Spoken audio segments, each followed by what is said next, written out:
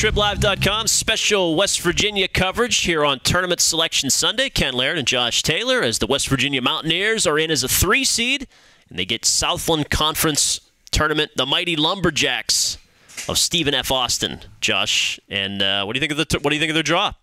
Going to Brooklyn. If you're West Virginia, you're looking at this bracket and going, wait a minute, this is all we have to deal with is Stephen F. Austin? Doesn't seem too difficult for them. And that's not a bad thing in Stephen F. Austin's case. But what I will say is that maybe you're a little disappointed that you got a 3 seed. I mean, you can make a case that West Virginia should have got a 2, beating Oklahoma the way they did in the Big 12 semifinals when they didn't beat Oklahoma at all during the regular season. So there's that. But at the same time, you can't be upset with it. I think it works out pretty well. And if you get past that, you're looking at Notre Dame or the winner of Michigan and Tulsa. Now, if that's something you want to be upset about, maybe having to face Notre Dame in the second round if you're worried about the Irish. But as far as the first-round matchup, I think it works out pretty well for them.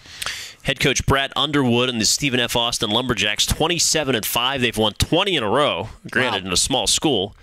They've won the Southland Conference 3 years in a row, so this is sort of an experienced mid-major. They were unbeaten in the conference this year, 18-0. So they obviously come from one of those Cinderella success stories. We had to look up just a minute ago where Stephen F. Austin is located. Nacogdoches, Texas, about 3 hours southeast of Dallas. That might be my new favorite city in Texas that I'd never heard of. Nacogdoches? Yeah. I'm not even sure I'm pronouncing it right. But it just flows off the tongue. 3 double-digit scores, Thomas Walkup, Demetrius Floyd, and Clyde Gefford Jr., and Demetrius Floyd is shooting 42% from 3, and he has attempted 219 three-pointers. So wow, this is like baby Steph Curry here if you just look at the numbers. So somebody better cover Demetrius Floyd. I'm sure Hugs and Ron Everhart will be scouting out the defensive schematics right now. I'm sure that's exactly what they're doing, and we've learned throughout the season, and we've talked with Ron Everhart here on Trib Live Radio quite a couple times, and one of the things he tells you is that sometimes you don't know how good a player is until you see him under pressure, till you get some guys in his face. And if there's anything West Virginia's good at, they're good at putting guys in your face. They're good at putting pressure on you. They're good at making it difficult to try to get the ball into the forecourt, and they're going to put that full court press on there and make it as difficult as possible for Stephen F. Austin, and I think they will do it pretty successfully. Floyd's only 5'11". He's a little guy. They look a little undersized to me just on first glance. How do you think that is for West Virginia? You know, if they're going to press Virginia, then maybe it's not that big of a deal, but big Devin Williams inside could be a factor, huh? Devin Williams could be a factor, and you got to deal with those guards too. Jay-Sean Page can be a factor. Dax Miles can be a factor. Javon Carter can be a factor. So all those guys mixed in. Tariq Phillip can be a factor. He's starting to come on recently as far as his outside shooting. So West Virginia's got some big guys that can do some things inside. Nathan Adrian is one of those guys you look at that can be a factor as far as playing inside and being able to control the boards as West Virginia is wont to do. But they got some little guys that can make some things happen as well.